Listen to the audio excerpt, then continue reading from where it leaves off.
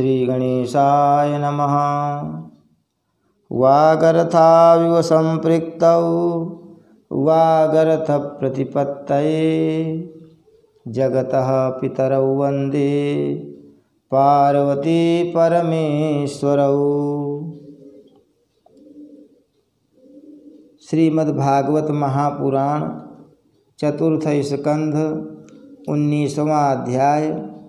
महाराज पृथु के 100 अश्वमेध यज्ञ। ओम नमो भगवते वासुदेवाय। मैत्रेय उवाच।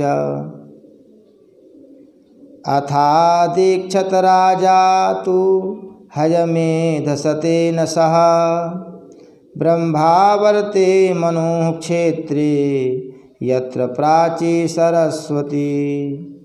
तदभिप्रेत्य भगवान् कर्मातिशयमात्मनः शतक्रतुर्नममृषे पृथोर्यज्ञमहोत्सवम्। श्री मैत्रेय जी कहते हैं, विदुर जी, महाराज मनु के ब्रह्मावर्त क्षेत्र में जहाँ सरस्वती नदी पूर्वमुखी होकर बहती है, राजा पृथु ने 100 अश्वमेध यज्ञों की दीक्षा ली। यह देखकर भगवान इंद्र को विचार हुआ कि इस प्रकार तो पृथु के कर्म मेरे कर्मों की अपेक्षा भी बढ़ जाएंगे, इसलिए वे उनके यज्ञ महोत्सव को सहन नहीं कर सके।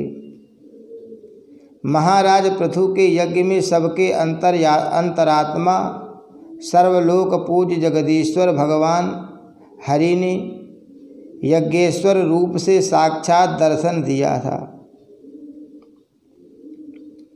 उनके साथ ब्रह्मा, रुद्र तथा अपने अपने अनुचरों के सहित लोकपालगण भी पधारे थे। उस समय गंधर्व मुनि और अप्सराएं प्रभु की कीर्ति गा रही थी। सिद्ध विद्याधर दैत्य दानव यक्ष सुनंद नंदनादि भगवान के प्रमुख पार्षद और जो सर्वदा भगवान की सेवा के लिए उत्सुक रहते हैं, वे कपिल, नारद, दत्तात्रेय एवं सनकादि योगेश्वर भी उनके साथ आए थे। हे भारत, उस यज्ञ में यज्ञ सामग्रियों को देने वाली भूमि ने कामधेनु रूप होकर यजमान की सारी कामनाओं को पूर्ण किया था। नदियाँ दाख और ईख आदि सब प्रकार के रसों को बहा लाती थीं तथा जिनसे मधु चूता रहता था, ऐसे बड़े बड़े वृक्ष दूध, दही, अन्न और घृत आदि तरह तरह की सामग्रियां समर्पण करते थे। समुद्र बहुत सी रत्न राशियां, पर्वत, भक्ष्य, भोज्य, चोष्य और लेह्य, 4 प्रकार के अन्न तथा लोकपालों के सहित संपूर्ण लोक तरह तरह के उपहार उन्हें समर्पण करते थे। महाराज पृथु तो एकमात्र श्री हरि को ही अपना प्रभु मानते थे। उनकी कृपा से उस यज्ञानुष्ठान में उनका बड़ा उत्कर्ष हुआ, किंतु यह बात देवराज इंद्र को सहन नहीं हुई और उन्होंने उसमें विघ्न डालने की भी चेष्टा की। जिस समय महाराज पृथु अंतिम यज्ञ द्वारा भगवान यज्ञपति की आराधना कर रहे थे, इंद्र ने ईर्ष्यावश गुप्त रूप से उनके यज्ञ का घोड़ा हर लिया। इंद्र ने अपनी रक्षा के लिए कवच रूप से पाखंड वेश धारण कर लिया था, जो अधर्म में धर्म का भ्रम उत्पन्न करने वाला है, जिसका आश्रय लेकर पापी पुरुष भी धर्मात्मा सा जान पड़ता है। इस वेश में वे घोड़े को लिए बड़ी शीघ्रता से आकाश मार्ग से जा रहे थे कि उन पर भगवान अत्रि की दृष्टि पड़ गई। उनके कहने से महाराज पृथु का महारथी पुत्र इंद्र को मारने के लिए उनके पीछे दौड़ा और बड़े क्रोध से बोला, अरे खड़ा रह, खड़ा रह। इंद्र सिर पर जटा, जूट और शरीर में भस्म धारण किए हुए थे। उनका ऐसा वेश देखकर पृथु कुमार ने उन्हें मूर्तिमान धर्म समझा। इसलिए उन पर बाण नहीं छोड़ा। जब वह इंद्र पर वार किए बिना ही लौट आया, तब महर्षि अत्रि ने पुनः उसे इंद्र को मारने के लिए आज्ञा दी। वत्स, इस देवताधम इंद्र ने तुम्हारे यज्ञ में विघ्न डाला है, तुम इसे मार डालो। अत्रि मुनि के इस प्रकार उत्साहित करने पर पृथु कुमार क्रोध में भर गया। इंद्र बड़ी तेजी से आकाश में जा रहे थे। उनके पीछे वह इस प्रकार दौड़ा जैसे रावण के पीछे जटायु। स्वर्गपति इंद्र उसे पीछे आते देख उस वेश और घोड़े को छोड़कर वहीं अंतर्धान हो गए, और वह वीर अपना यज्ञ पशु लेकर पिता की यज्ञशाला में लौट आया। शक्तिशाली विदुर जी उसके इस अद्भुत पराक्रम को देखकर महर्षियों ने उसका नाम विजिताश्व रखा। यज्ञ पशु को चसाल और यूप में बांध दिया गया था।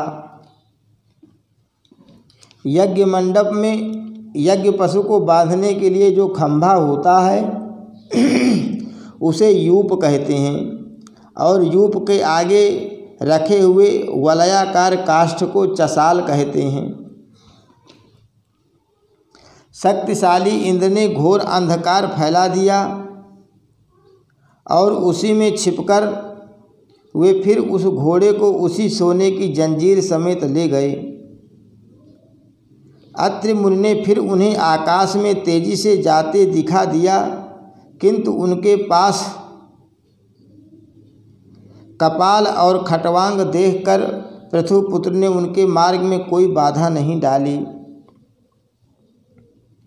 तब अत्रि ने राजकुमार को फिर उकसाया और उसने गुस्से में भरकर इंद्र को लक्ष्य बनाकर अपना बाण चढ़ाया। यह देखते ही देवराज उस वेश और घोड़े को छोड़कर वहीं अंतर्धान हो गए। वीर विजिताश्व अपना घोड़ा लेकर पिता की यज्ञशाला में लौट आया। तब से इंद्र के उस निंदित वेश को मंदबुद्धि पुरुषों ने ग्रहण कर लिया। इंद्र ने अश्वहरण की इच्छा से जो जो रूप धारण किए थे, वे पाप के खंड होने के कारण पाखंड कहलाए। यहाँ खंड शब्द चिन्ह का वाचक है। इस प्रकार पृथु के यज्ञ का विध्वंस करने के लिए यज्ञ पशु को चुराते समय इंद्र ने जिन्हें कई बार ग्रहण करके त्यागा था, उन नग्न रक्तांबर तथा कापालिक आदि पाखंड पूर्ण आचारों में मनुष्यों की बुद्धि प्रायः मोहित हो जाती है, क्योंकि वे नास्तिक मत देखने में सुंदर हैं और बड़ी बड़ी युक्तियों से अपने पक्ष का समर्थन करते हैं। वास्तव में ये उपधर्म मात्र है। लोग भ्रमवश धर्म मानकर उनमें आसक्त हो जाते हैं। इंद्र की इस कुचाल का पता लगने पर परम पराक्रमी महाराज पृथु को बड़ा क्रोध हुआ। उन्होंने अपना धनुष उठाकर उस पर बाण चढ़ाया। उस समय क्रोधावेश के कारण उनकी ओर देखा नहीं जाता था। जब ऋतुजों ने देखा कि असह्य पराक्रमी महाराज पृथु इंद्र का वध करने को तैयार हैं, तब उन्हें रोकते हुए कहा, राजन, आप तो बड़े बुद्धिमान हैं। यज्ञ दीक्षा ले लेने पर शास्त्र विहित यज्ञ पशु को छोड़कर और किसी का वध करना उचित नहीं है। इस यज्ञ कार्य में विघ्न डालने वाला आपका शत्रु इंद्र तो आपके सुयश से ही ईर्ष्यावश निस्तेज हो रहा है। हम अमोघ आवाहन मंत्रों द्वारा उसे यहीं बुला लेते हैं और बलात् अग्नि में हवन किए देते हैं। विदुर जी, यजमान से इस प्रकार सलाह करके उसके याजकों ने क्रोधपूर्वक इंद्र का आवाहन किया। वे श्रुआ द्वारा आहुति डालना ही चाहते थे कि ब्रह्मा जी ने वहां आकर उन्हें रोक दिया। वे बोले, याजकों, तुम्हें इंद्र का वध नहीं करना चाहिए। यह यज्ञ संज्ञक इंद्र तो भगवान की ही मूर्ति है। तुम यज्ञ द्वारा जिन देवताओं की आराधना कर रहे हो, वे इंद्र के ही तो अंग हैं और उसे तुम यज्ञ द्वारा मारना चाहते हो। पृथु के इस यज्ञानुष्ठान में विघ्न डालने के लिए इंद्र ने जो पाखंड फैलाया था वह धर्म का उच्छेदन करने वाला है। इस बात पर तुम ध्यान दो, अब उससे अधिक विरोध मत करो, नहीं तो वह और भी पाखंड मार्गों का प्रचार करेगा। अच्छा, परम यशस्वी महाराज पृथु के 99 ही यज्ञ रहने दो। फिर राजर्षि पृथु से कहा, राजन, आप तो मोक्ष धर्म के जानने वाले हैं, अतः अब आपको इन यज्ञानुष्ठानों की आवश्यकता नहीं है। आपका मंगल हो। आप और इंद्र दोनों की पवित्र कीर्ति भगवान श्री हरि के शरीर हैं, इसलिए अपने ही स्वरूपभूत इंद्र के प्रति आपको क्रोध नहीं करना चाहिए। आपका यह यज्ञ निर्विघ्न समाप्त नहीं हुआ, इसके लिए आप चिंता न करें। हमारी बात आप आदरपूर्वक स्वीकार कीजिए। देखिए, जो मनुष्य विधाता के बिगाड़े हुए काम को बनाने का विचार करता है उसका मन अत्यंत क्रोध में भरकर भयंकर मोह में फंस जाता है। बस इस यज्ञ को बंद कीजिए। इसी के कारण इंद्र के चलाए हुए पाखंडों से धर्म का नाश हो रहा है, क्योंकि देवताओं में बड़ा दुराग्रह होता है। जरा देखिए तो, जो इंद्र घोड़े को चुराकर आपके यज्ञ में विघ्न डाल रहा था, उसी के रचे हुए इन मनोहर पाखंडों की और सारी जनता खींचती चली जा रही है। आप साक्षात विष्णु के अंश हैं।